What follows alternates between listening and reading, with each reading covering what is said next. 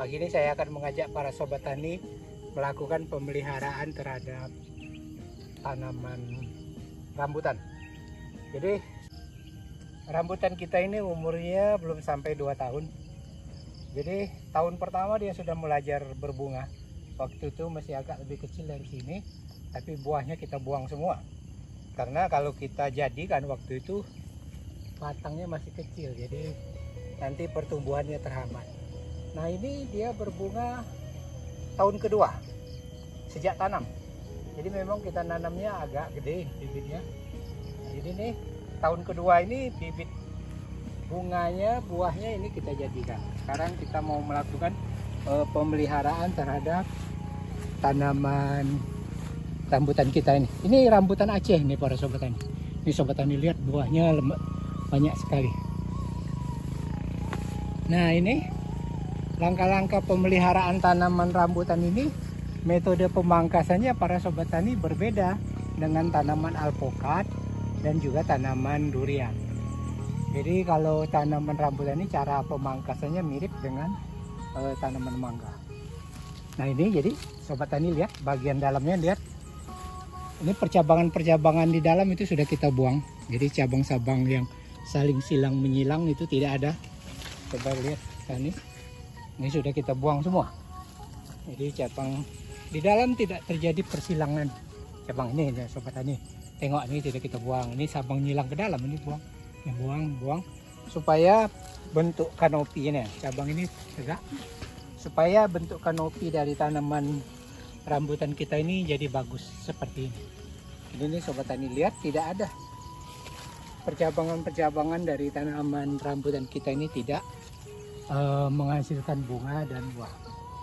Jadi sahabat tani ini tahun kedua sahabat tani. Jadi cepat sekali dia berbuah. Tapi tentu kita harus melakukan pemeliharaan rutin. Nah pagi ini saya akan melakukan pengapuran.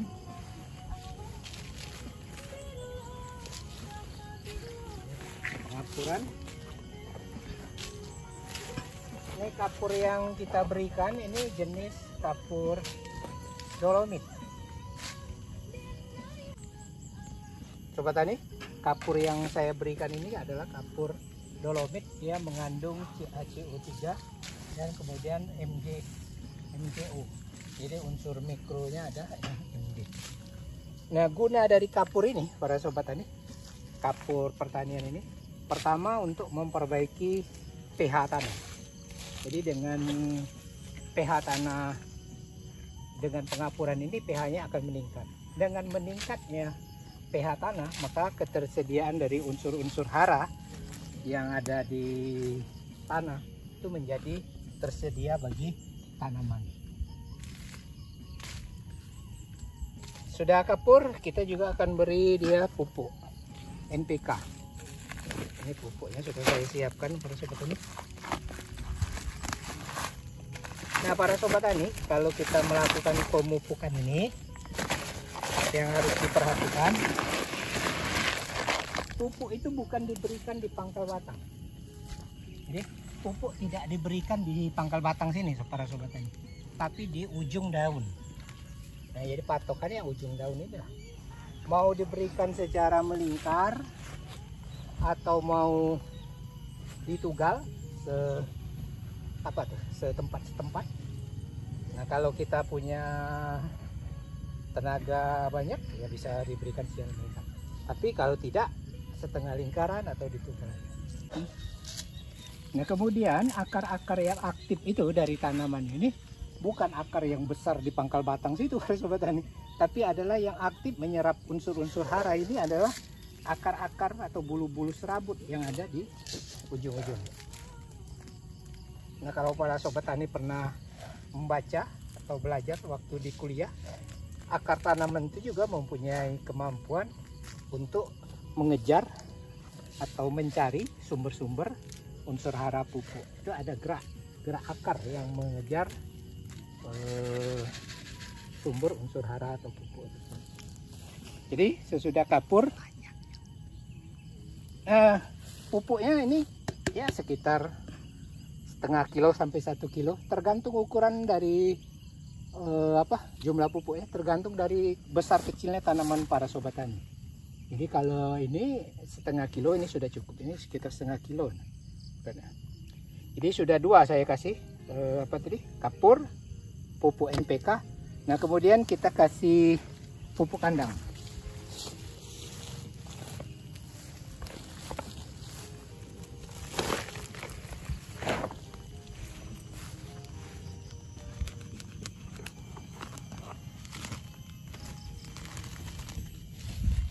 Ini pupuk kandang yang saya berikan para sobat tani itu adalah dari kotoran hewan kambing. Pupuk kandang ini perlu para sobat tani berikan untuk tanaman, bukan hanya tanaman rambutan aja tapi tanaman lain, karena pupuk kandang ini dia bisa memperbaiki struktur kimia, biologi, dan fisik tanah. Jadi kalau biologi dia bisa menyediakan unsur-unsur mikroorganisme yang baik untuk pertumbuhan tanaman. Kemudian kalau secara fisik ya, itu membuat tanah jadi lebih gembur. Nah kemudian perbedaan pupuk kandang ini dengan pupuk pabrikan tadi. Jadi kalau pupuk kandang ini kita berikan dalam jumlah yang banyak tidak terlalu masalah, karena dia akan mampu memperbaiki struktur tanah, dia jadi lebih gembur. Tapi kalau pupuk buatan, kalau terlalu banyak itu tidak baik untuk kesuburan tanah. Ini kalau untuk sebesar ini kira-kira 2 ember sudah cukup. Ini kalau sobat tani punya kotoran hewan. Nah jenis pupuk yang diberikan ini para sobat tani tidak harus kotoran kambing. Kalau di tempat sobat tani ada ayam atau sapi atau yang lainnya, itu juga boleh dipakai. Tapi dengan ketentuan para sobat tani, pupuk yang digunakan ini, pupuk kandang nih, itu yang sudah jadi, yang proses fermentasinya sudah selesai. Jadi bukan kotoran kambing yang baru keluar. Jadi kalau dia baru keluar itu nanti dia akan terjadi amonisasi. Ya kalau dia terlalu dekat dengan tanaman bisa mati tanamannya. Ini yang saya berikan terakhir, ini adalah kuratan. Kuratan ini untuk membasmi hama dan rayap yang ada di sini, semut-semut. Jadi tanaman kita terhindar dari serangan hama dan penyakit, terutama hama dan penyakit yang ada di tanah. Setelah selesai, pupuk ini kita timbun kembali para sobat tani.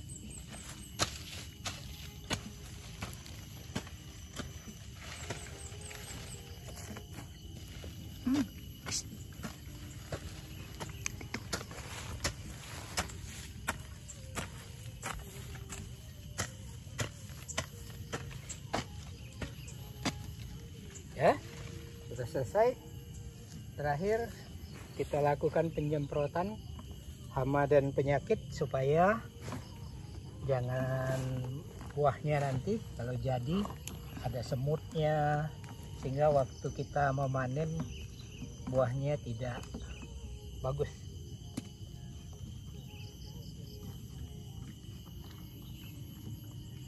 Ini obat yang saya berikan ini kombinasi antara insektisida dan juga fungisida, jadi dicampur.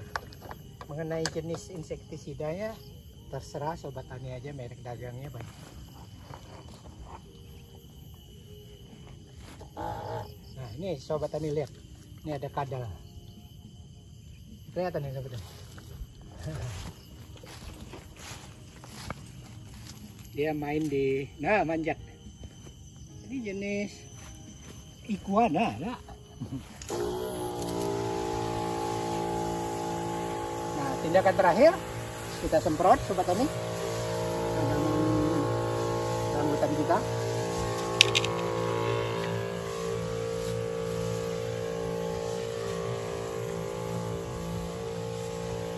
Nah, nozzle yang dipakai para sobat tadi itu nozzle yang halus, bukan yang kasar.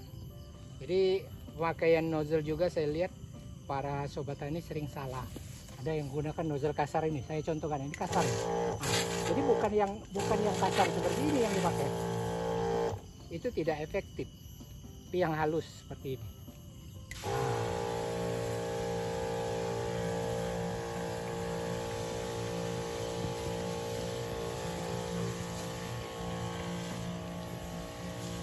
Nah, dalam menyemprot sobat tani juga perhatikan arah angin.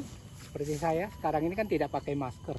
Jadi kalau saya nyemprot tidak pakai masker, tidak memperhatikan arah angin, itu membahayakan para sobat tani. Jadi untuk pertama tes dulu arah angin kemana. Ah benar, berarti kan arah anginnya ke sana. Jadi sobat tani bisa mulai dari situ.